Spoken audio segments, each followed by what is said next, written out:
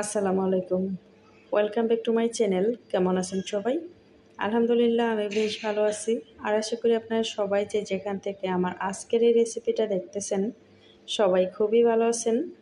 আজকে আমি নিয়ে চলে আসলাম পটলের একটা মজার রেসিপি, যেটা গরম ভাতের সাথে একদম অন্যরকম লাগে আর একদম ইউনিক একটা রেসিপি।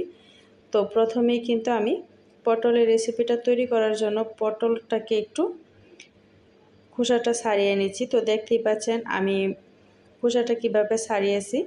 আমি কিন্তু মাঝে মধ্যে অল্প অল্প খোসা রেখে তারপরে ছাড়িয়ে নিয়েছি।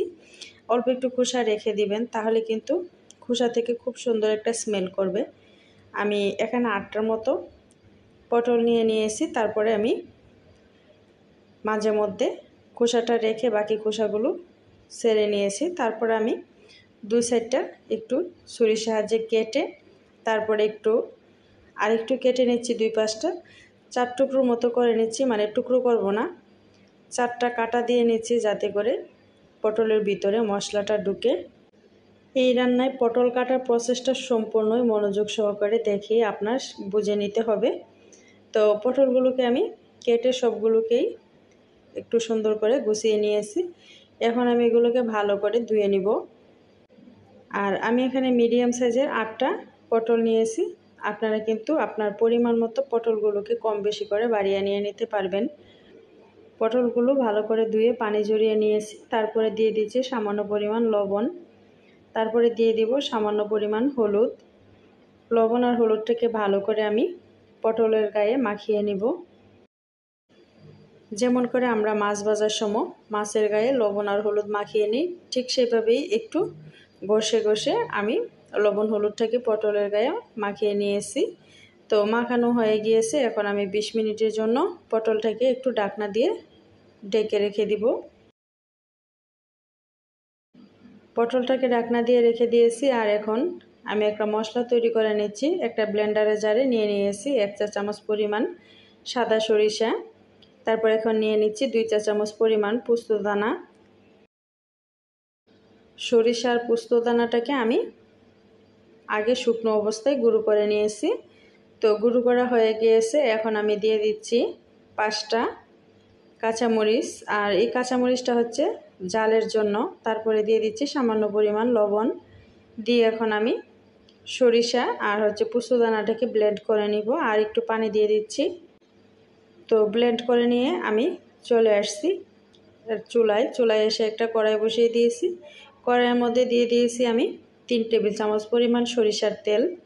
এই রান্নাটা সরিষার তেল দিয়ে করলেই খেতে ভালো লাগবে আর সুন্দর একটা স্মেল করবে। চাইলে কিন্তু সয়াবিন তেল দিয়েও করতে পারেন। তো তেলটা হালকা গরম হওয়ার পরে দিয়ে দিয়েছি আমি লবণ হলুদ মাখিয়ে নেওয়া পটলগুলো। এখন আমি পটলগুলোকে চুলার আঁচটা মিডিয়ামে রেখে একটু ভেজে নিব। তো দেখতেই পাচ্ছেন পটলগুলো কিন্তু প্রায় ভাজা হয়ে গেছে।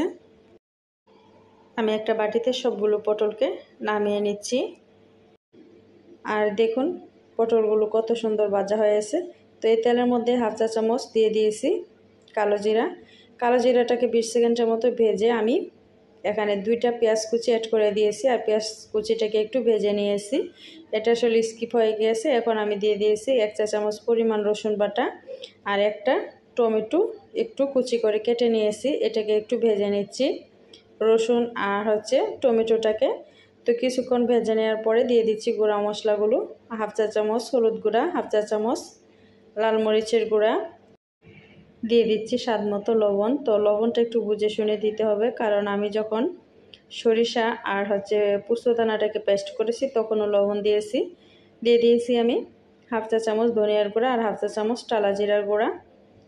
তো এখানে মরিচের পরিমাণটা কিন্তু আমি 1/2 চা চামচের চেয়ে একটু কম দিয়েছি, জাস্ট শুধু কালারের জন্য। কারণ আমি যখন সরিষাটা একটু ব্লেন্ড করেছি তখন কিন্তু কাঁচামরিচের জালটা দিয়ে নিয়েছি।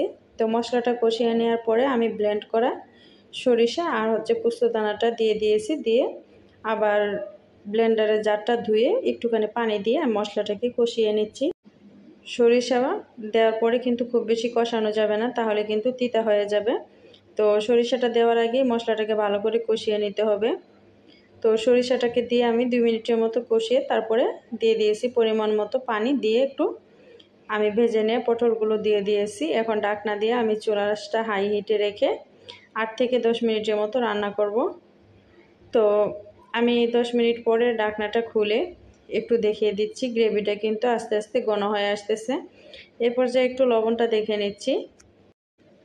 তো 10 মিনিট আমি ঢাকনা দিয়ে রান্না করার পরে এখন 5 মিনিটের জন্য চুলার আঁচটা মিডিয়ামের চেয়ে লোতে রেখে ঢাকনা ছাড়া রান্না করব। আর এখন আমি দিয়ে দিচ্ছি 1 চা চামচ পরিমাণ কাঁচা সরিষার তেল। নামানোর আগে কাঁচা সরিষার তেলটা দিলে কিন্তু এই রান্নাটা খেতেও অসম্ভব ভালো লাগে আর সুন্দর একটা স্মেল করে। তো রান্নাটা আমার প্রায় হয়ে গেছে।